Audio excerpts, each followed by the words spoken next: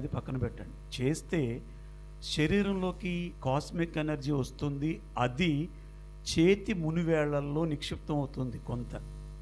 అందుకని మనం లాస్ట్లో ధ్యానంలోంచి బయటకు వచ్చే ముందు ఆధ్యాత్మిక సంపదనిచ్చినటువంటి ఆ ప్రకృతి మాతకి ఒక్క 10 సెకండ్లు గట్టిగా గట్టిగా గట్టిగా చప్పట్లతో ధన్యవాదాలు తెలియజేద్దాం. అందరూ 10 సెకండ్లు గట్టిగా కొడదాం.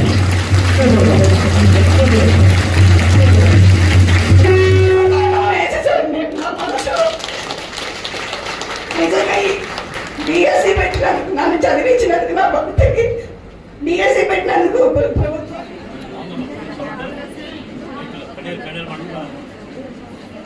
స్కూళ్ళు